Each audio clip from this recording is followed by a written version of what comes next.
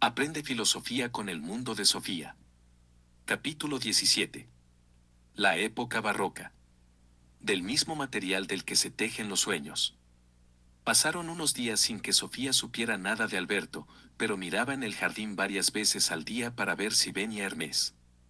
Había contado a su madre que el perro encontró el camino de vuelta por su cuenta y que el dueño la había invitado a entrar en su casa, que era un viejo profesor de física y que le había explicado el sistema solar y la nueva ciencia que surgió en el siglo XVI.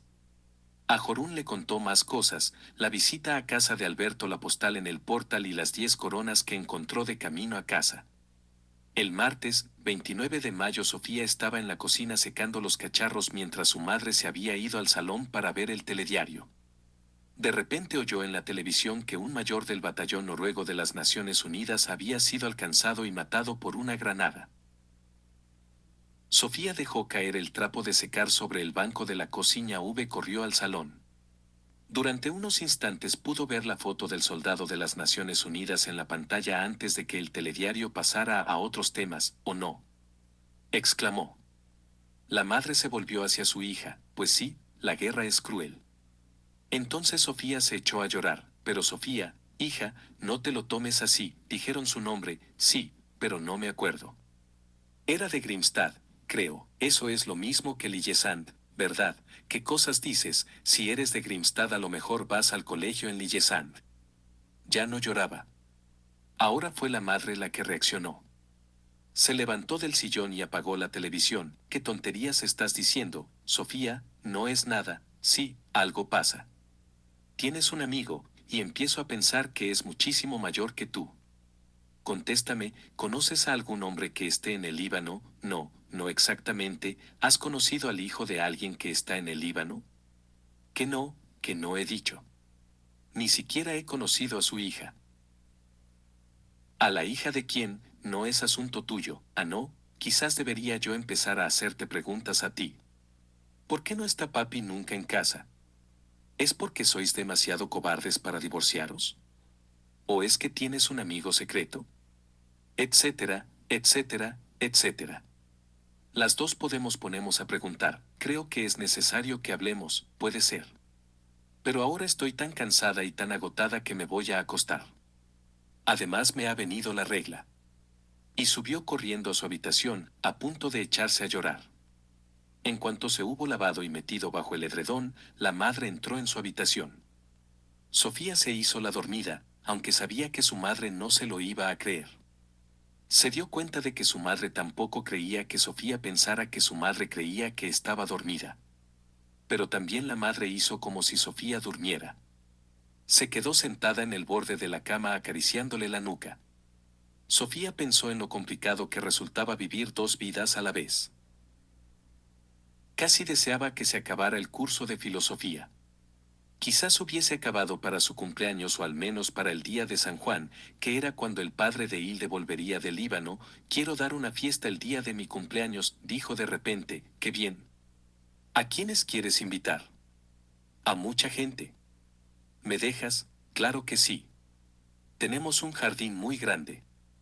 Ojalá siga el buen tiempo. Lo que más me gustara sería celebrarlo la noche de San Juan. Entonces así lo haremos. Es un día muy importante, dijo Sofía, no pensando únicamente en su cumpleaños. Así, me parece que me he hecho muy mayor últimamente. ¿Eso está bien? No, no lo sé. Todo el tiempo Sofía había mantenido la cara contra la almohada mientras hablaba. La madre dijo, Sofía, ¿por qué no me cuentas por qué estás tan desequilibrada estos días? Tú no estabas desequilibrada cuando tenías 15 años, seguramente lo estuve. Pero sabes de lo que estoy hablando. Sofía se volvió hacia su madre.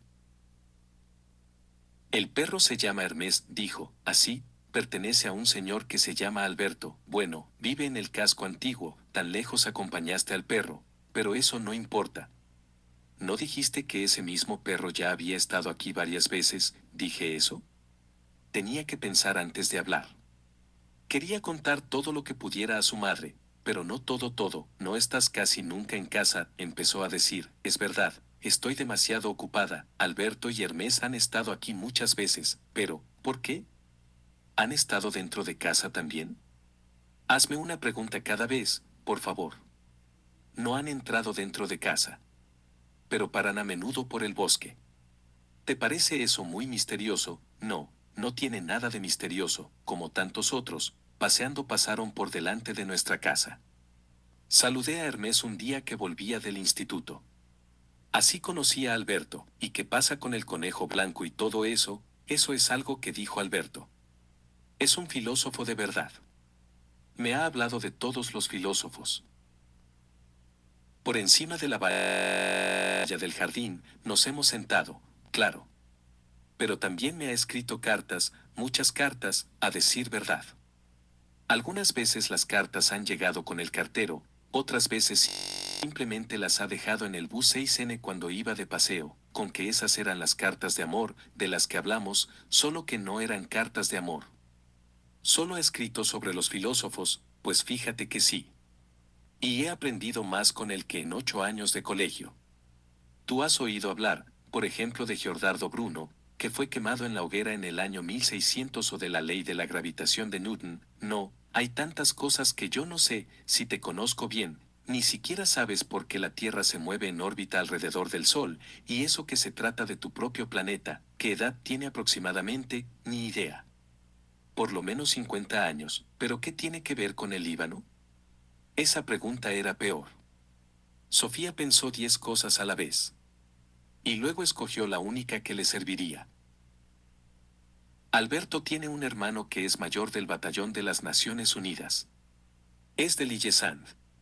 Quizás fue él quien vivía en la cabaña del mayor. Alberto, ¿no es un nombre un poco extraño aquí en Noruega? Puede ser, suena a italiano, lo sé.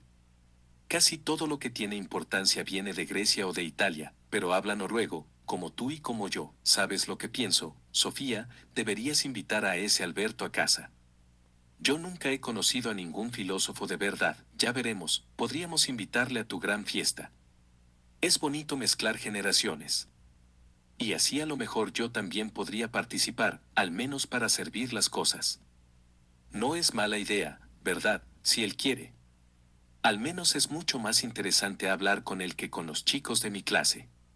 Pero, pensarán que Alberto es tu nuevo novio, entonces les puedes decir que no lo es, ya veremos, sí, ya veremos.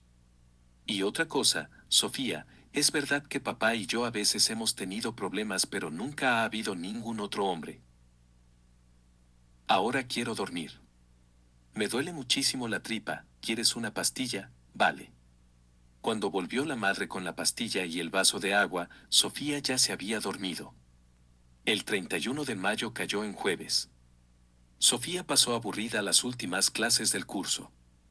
Había mejorado en algunas materias después de iniciar el curso de filosofía. Solía oscilar entre el sobresaliente y el notable en la mayor parte de las asignaturas, pero ese último mes había tenido un sobresaliente tanto en el control de sociales como en una redacción hecha en casa. Las matemáticas se le daban peor en la última clase, les devolvieron una redacción escrita en el colegio. Sofía había elegido un tema que trataba de el hombre y la tecnología. Había escrito un montón sobre el Renacimiento y la ciencia, sobre el nuevo concepto de la naturaleza, sobre Francis Bacon, que había dicho que saber es poder, y sobre el nuevo método científico. Se había esforzado en precisar que el método empírico había precedido a los inventos tecnológicos. Luego había escrito sobre diversos factores negativos de la tecnología. Pero todo lo que hacen los hombres se puede utilizar para bien o para mal, había escrito al final. Lo bueno lo malo es como un hilo blanco y un hilo negro que constantemente se entretejen, y a veces los dos hilos se entrelazan tanto que resulta imposible distinguirlos. Cuando el profesor repartió los cuadernos miró a Sofía guiñándole un ojo. Le había puesto un sobresaliente y el siguiente comentario, ¿de dónde ha sacado todo esto? Sofía sacó un rotulador V, escribió con letras mayúsculas en el cuaderno, estoy estudiando filosofía. Al cerrar el cuaderno algo cayó de entre las páginas. Era una postal del Líbano. Sofía se inclinó sobre el pupitre y leyó la postal. Querida Hilde. Cuando leas esto ya habremos hablado por teléfono sobre ese trágico accidente mortal ocurrido aquí. A veces me pregunto si las guerras y la violencia podrían haberse evitado si los hombres hubieran pensado un poco más. Quizás el mejor recurso contra las guerras y violencia fuera un pequeño curso de filosofía. ¿Qué te parecería un manual de filosofía de las Naciones Unidas, del que se pudiera regalar un ejemplar a todos los nuevos ciudadanos del mundo en su lengua materna? Sugeriré la idea al secretario general de las Naciones Unidas. Me contaste por teléfono que ya cuidas mejor de tus cosas. Muy bien. Pues nunca he conocido a nadie con más facilidad que tú para perderlas. Me dijiste que lo único que habías perdido desde que hablamos la última vez era una moneda de 10 coronas. Haré lo posible para que la recuperes. Yo estoy lejos de la patria, pero tengo algún ayudante que otro que me puede echar una mano. Si encuentro la moneda de 10 coronas, la incluiré en tu regalo de cumpleaños. Abrazos de papá, que ya tiene la sensación de haber empezado el largo camino de regreso a casa. Sofía acabó de leer la postal justo en el momento en que sonó el timbre anunciando el final de la última clase del día. Por su cabeza volaron un montón de pensamientos. En el patio se encontró con Jorún, como de costumbre. En el camino a casa, Sofía abrió la mochila y le enseñó a su amiga la postal. ¿Qué día pone en el matasellos?, preguntó Jorún. Seguro que 15 de junio, no, espérate, pone 30. 5, eso fue ayer. Es decir, el día siguiente del accidente en el Líbano. Dudo que una postal del Líbano llegue a Noruega en un día, prosiguió Jorún, al menos teniendo en cuenta las señas que lleva, Ildemjernach C/diagonal o Sofía Amundsen, Instituto de Furulia. ¿Crees que ha llegado con el correo, y que el profesor simplemente la ha metido en tu cuaderno de redacciones? Ni idea. No sé si atreverme a preguntárselo. Y no se dijo nada más de la postal. Daré una gran fiesta en mi jardín la noche de San Juan, dijo Sofía, ¿con chicos? Sofía se encogió de hombros. No tenemos por qué invitar a los más tontos, pero invitarás a Jorgen, no, si quieres. A lo mejor invito a Alberto Knox también. Estás chiflada, lo sé. Y no les dio tiempo a decir nada más antes de despedirse en el centro comercial. Lo primero que hizo Sofía al llegar a casa fue ir a buscar a Hermés al jardín. Y efectivamente allí estaba, husmeando por los manzanos, Hermés. El perro se quedó totalmente inmóvil un instante.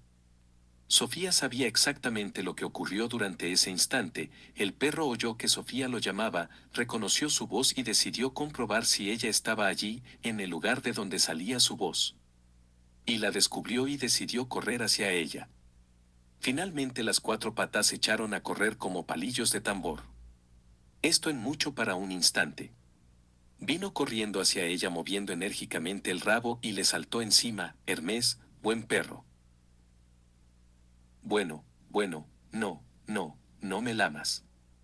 Siéntate. Así, muy bien. Sofía sacó la llave para entrar en casa. Serecan apareció entre la maleza. No parecía fiarse mucho del desconocido animal. Sofía puso comida para el gato, echó semillas en el plato de los pájaros, hojas de lechuga a la tortuga y escribió una nota Pan su madre. Puso que iba a acompañar a Hermés y que llamaría si no llegaba antes de las 7. De nuevo se fue para el centro. Esta vez se acordó de llevarse dinero.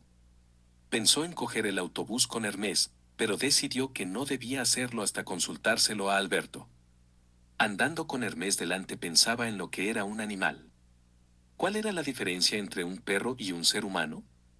Se acordaba de lo que había dicho Aristóteles respecto a esto. Él había señalado que tanto las personas como los animales son seres vivos con muchos e importantes rasgos comunes. Pero también había una diferencia esencial entre un ser humano y un animal, y esa diferencia era la razón en el ser humano. ¿Cómo podía estar tan seguro de esta diferencia? Demócrito, por su parte, pensaba que los hombres y los animales son bastante parecidos, ya que tanto los seres humanos como los animales están compuestos por átomos. Pensaba además que ni los animales ni los hombres tenían un alma inmortal. Según él, también el alma está compuesta de pequeños átomos que se van volando en todas las direcciones cuando muere un ser humano. Pensaba, pues, que el alma de una persona estaba intrínsecamente unida al cerebro. Pero ¿cómo podía el alma estar compuesta de átomos? El alma no era algo tangible como el resto del cuerpo. Era algo espiritual. Ya habían pasado la Plaza Mayor y se estaban acercando al casco antiguo. Cuando llegaron a la acera en la que Sofía encontró la moneda de 10 coronas, miró instintivamente al asfalto. Y allí, exactamente en el mismo lugar donde hacía muchos días se había agachado a recoger esa moneda, había ahora una postal con la imagen hacia arriba. La imagen era de un jardín con palmeras y naranjos. Sofía se agachó y recogió la postal. Al mismo tiempo Hermes empezó a gruñir. Era como si no le gustara que Sofía tocara la postal. La postal decía: querida Hilde, la vida está compuesta por una cadena de casualidades. No es totalmente improbable que la moneda que perdiste llegara a parar aquí. Quizás la encontrara una señora mayor en la plaza de Lillesand esperando el autobús para Kristiansand. Desde Kristiansand continuó viaje en tren para visitar a sus nietos, y luego puede que, muchas horas más tarde, perdiera la moneda aquí en la Plaza Nueva. También es muy posible que la misma moneda fuera recogida más tarde ese día por una muchacha que tuviera una gran necesidad de encontrar 10 coronas para poder coger el autobús hacia su casa. Nunca se sabe, Hilde, pero si realmente es así había que preguntarse si no existe una especie de providencia divina que está detrás de todo esto. Abrazos de tu papá, que en el pensamiento está sentado sobre el borde del muelle en Lillesand. Pede, ya te dije en la otra postal que te ayudaría a encontrar la moneda. En la parte de las señas ponía: Hilden Yernach C barra diagonal o alguien que pase por allí. La postal llevaba el matasellos del 15. 6. Sofía subió casi corriendo detrás de Hermes por la escalera. Cuando Alberto abrió la puerta ella dijo: quítate, viejo. Aquí llega el cartero. Pensaba que tenía derecho a estar un poco gruñona en ese momento. Alberto la dejó entrar. Hermes se tumbó debajo del perchero igual que la última vez. ¿Ha vuelto a dejar el mayor su tarjeta de visita, hija mía? Sofía le miró. De repente descubrió que Alberto había cambiado de disfraz. Lo primero en lo que se fijó fue en una peluca larga y rizada que llevaba puesta. Luego vio que llevaba un traje ancho e informe con un montón de encajes. Alrededor del cuello llevaba un curioso pañuelo, encima del traje una capa roja. Llevaba medias blancas, zapatos finos de charol con un lacito. En conjunto el disfraz le recordaba a los cuadros que había visto de la corte de Luis XIV. «Qué cursi», dijo, y le dio la postal. ¿Es verdad que encontraste una moneda justo en el sitio donde estaba la postal? Sí, se está volviendo cada vez más fresco. Pero quizás sea mejor así. ¿Por qué? Porque entonces será más fácil descubrirle. Pero este último arreglo ha sido bastante asqueroso. Huele a perfume barato, a perfume que aparentemente es algo elegante pero que es todo engaño. Fíjate en cómo se atreve a comparar su propia vigilancia sucia con la providencia divina. Lo señaló en la postal. Luego la rompió en pedacitos igual que la última vez. Para no ponerle de peor humor aún, Sofía no le contó nada sobre la postal que se había encontrado en su cuaderno en el colegio. Vayamos a sentarnos en el salón, querida alumna. ¿Qué hora es? Las 4. Hoy hablaremos del siglo XVII. Entraron en el salón de techo abuhardillado, con la ventana en el mismo. Sofía se fijó en que Alberto había cambiado algunos objetos por otros. Había algunos que no estaban la última vez. En la mesa había una cajita con una pequeña colección de diferentes lentes. Junto a la cajita había un libro abierto. Era muy antiguo. ¿Qué es eso?, preguntó Sofía. Es la primera edición del famoso libro de Descartes, Discurso del Método, del año 1637. Es uno de mis tesoros más preciados. ¿Y la cajita? Es una excelente colección de lentes, o cristales ópticos. Fueron pulidos por el filósofo holandés Spinoza hacia mediados del siglo XVII. Me ha costado una fortuna, pero es uno de mis más valiosos tesoros. Seguramente comprendería el valor del libro y de la cajita si supiera quiénes fueron esos Spinoza y Descanes, desde luego. Intentemos primero entrar un poco en la época en la que vivieron. Sentémonos. Se sentaron igual que la última vez, Sofía en un gran sillón y Alberto Knox en el sofá. Entre ellos se encontraba la mesa con el libro y la cajita. Al sentarse, Alberto se quitó la peluca y la puso sobre el escritorio. Vamos a hablar del siglo XVII, o de lo que solemos llamar época barroca, la época barroca. ¿Qué nombre más raro, no? La palabra, barroco, viene de otra que en realidad significa perla irregular. Típicas del arte de la época barroca son las formas llenas de contrastes, a diferencia del arte renacentista, que era más sencillo y más armonioso. El siglo XVII se caracterizaba, en general, por una tensión entre contrastes irreconciliables. Por un lado, continuó el ambiente positivo y vitalista del Renacimiento, y por otro había muchos que buscaban el extremo opuesto, con una vida de negación del mundo y de retiro religioso. Tanto en el arte como en la vida real nos encontramos con una vitalidad pomposa y ostentosa, al mismo tiempo que surgieron movimientos monásticos que daban la espalda al mundo. Así que castillos majestuosos y conventos escondidos, pues sí, algo así. Una de las consignas de la época barroca era la expresión latina carpe diem, que significa goza de este día. Otra expresión latina que se citaba frecuentemente en la misma época era el lema memento mori, que significa recuerda que vas a morir.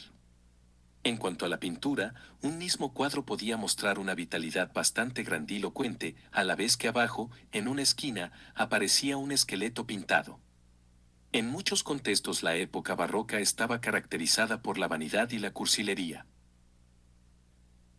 Pero muchos también se interesaron por el revés de la medalla, ocupándose de lo efímero, de todas las cosas. Es decir, que todo lo hermoso que nos rodea va a morir y desintegrarse, pero es verdad. Yo me pongo triste cuando pienso en que nada dura, entonces piensas exactamente igual que mucha gente en el siglo XVII. También políticamente el barroco fue la época de los grandes contrastes. En primer lugar, Europa estaba traumatizada por las guerras. La peor de todas fue la Guerra de los 30 años, que arrasó el continente desde 1618 a 1648. Se trataba en realidad de toda una serie de guerras, especialmente perjudiciales para Alemania.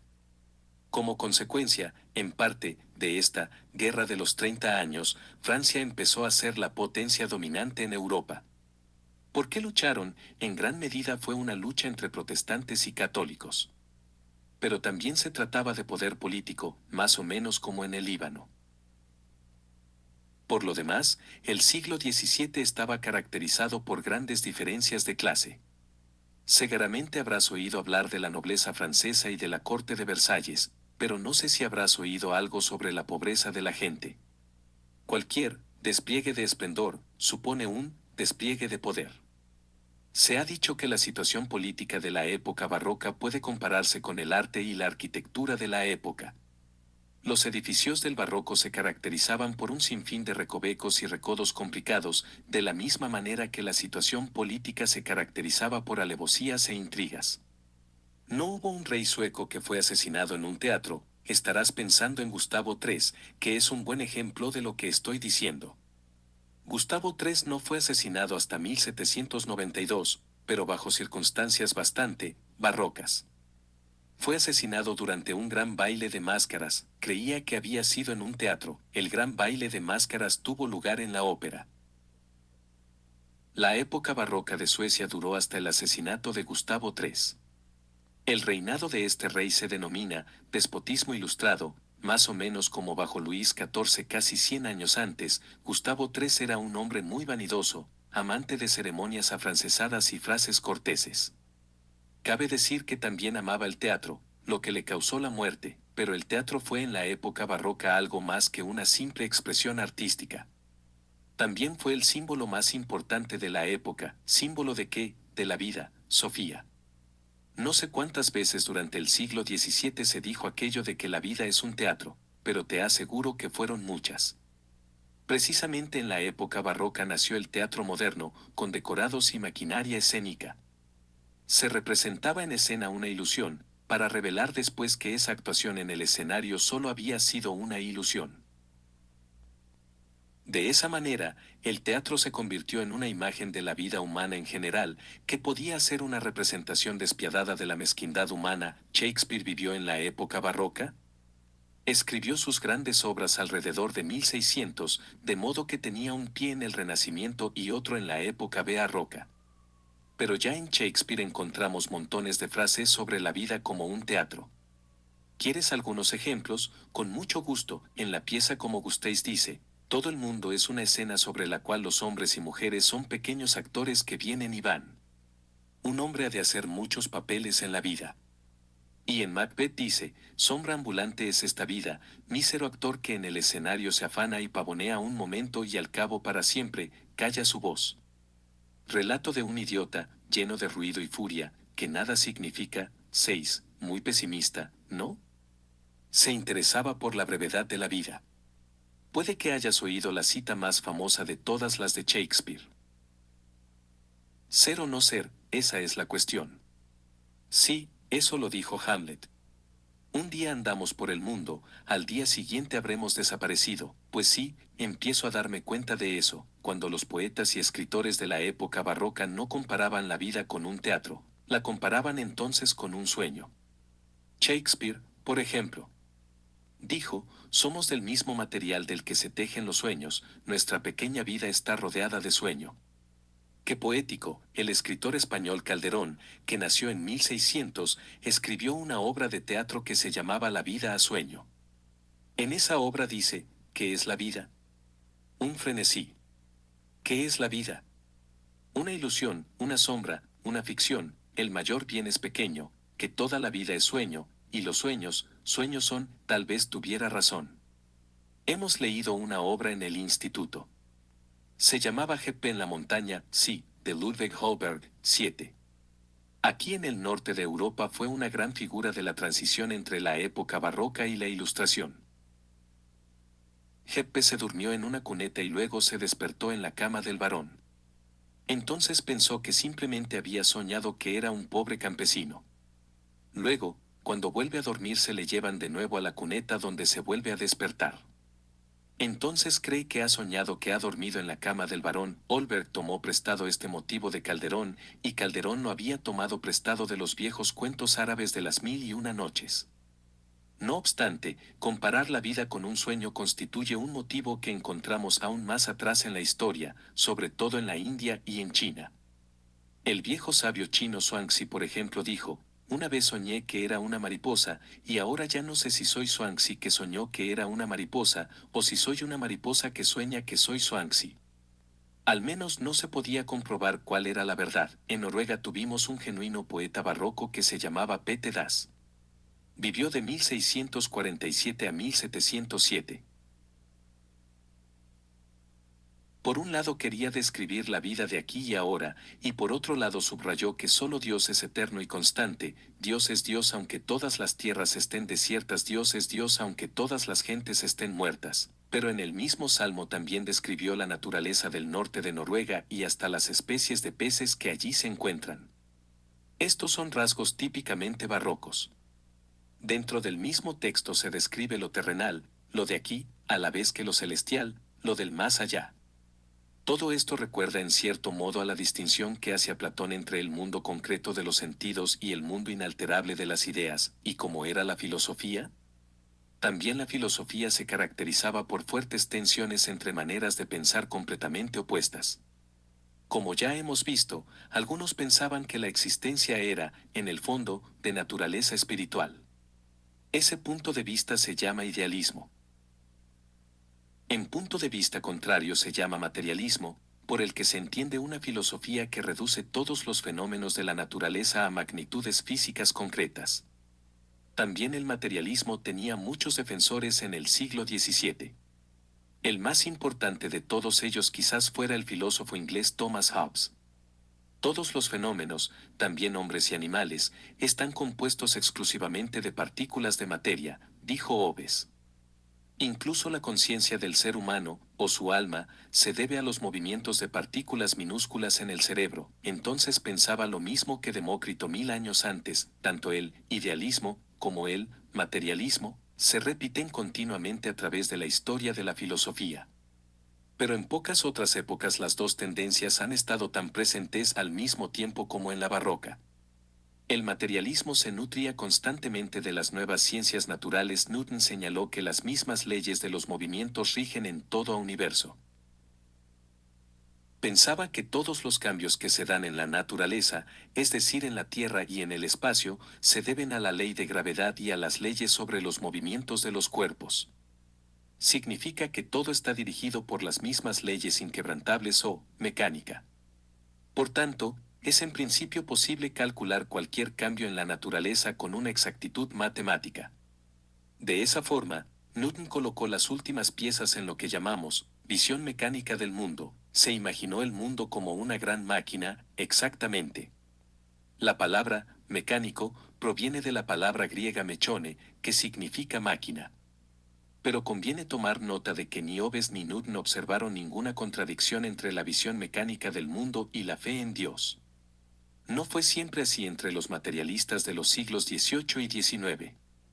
El médico y filósofo francés Lamettrie escribió a mediados del siglo XVIII un libro que se llamó El Homme Machine, que significa el hombre máquina. De la misma manera que las piernas tienen músculos para andar, dijo, el cerebro tiene músculos para pensar. Más adelante, el matemático francés Laplace expresó un concepto extremadamente mecánico con el siguiente pensamiento. Si una inteligencia hubiera conocido la situación de todas las partículas de materia en un momento dado, no habría nada inseguro, y tanto el futuro como el pasado estarían abiertos ante ella. Esta frase expresa la idea de que todo lo que ocurre está decidido de antemano. Lo que va a suceder está en las cartas. Este concepto lo llamamos determinismo. Entonces el ser humano no puede tener libre albedrío, no, todo es producto de procesos mecánicos, también lo son nuestros pensamientos y nuestros sueños. En el siglo XIX, varios materialistas alemanes dijeron que los procesos del pensamiento se relacionan con el cerebro como la orina con los riñones y la bilis con el hígado. Pero tanto la orina como la bilis son algo material. El pensamiento no lo es, estás tocando un punto muy importante. Puedo contarte una historia que expresa lo mismo. Érase una vez un astronauta y un neurólogo rusos que discutían sobre religión. El neurólogo era cristiano y el astronauta no. He estado en el espacio muchas veces, se jactó el astronauta, pero no he visto ni a Dios ni a los ángeles. Y yo he operado muchos cerebros inteligentes, contestó el neurólogo, pero nunca he visto un solo pensamiento. Eso no significa que no existan los pensamientos. Pero subraya que los pensamientos no son cosas que puedan operarse o dividirse en partes cada vez más pequeñas.